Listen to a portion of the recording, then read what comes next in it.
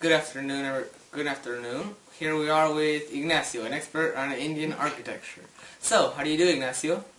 I'm fine, thanks. So, could you tell us a bit about a bit of the history behind Indian architecture? Of course, it all started on the 3300 before Christ during the Bronze Age, the Indus Valley Civilization. This civilization was the first in many and what started Indian architecture.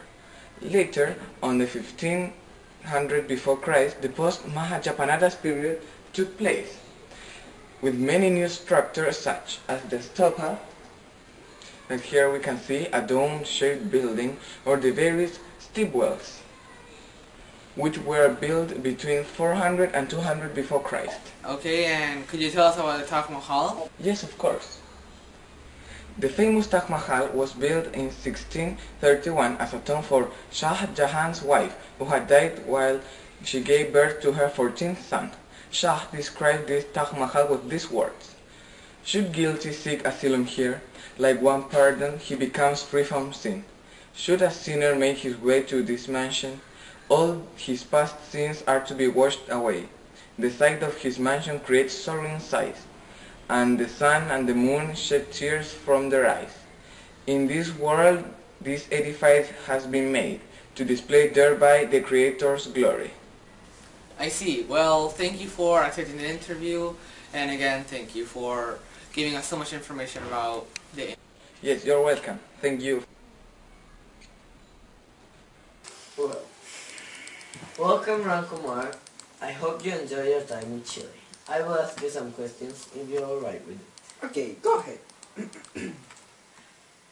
Could you tell us a bit of the history of Indian art? Sure, it all started 3 million BC, and it has maintained itself until now.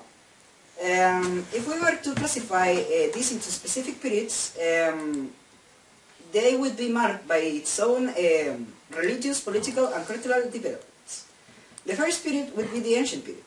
It started from 3900 BC until 1200 CE.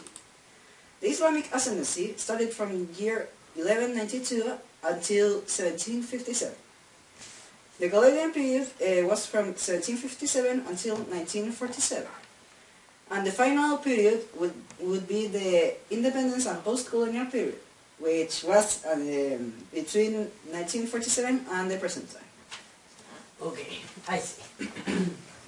Now, could you tell us about the characteristics of Indian art? Well, it is very detailed. At first, it may seem very ordinary, but an appreciation towards it comes over time.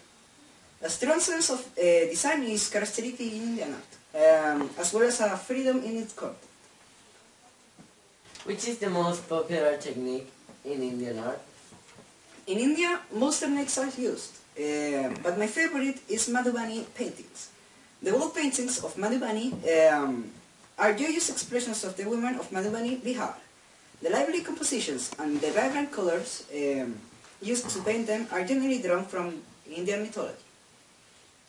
I see. Thanks for answering all these questions. I think that now all have a better understanding on the Indian art.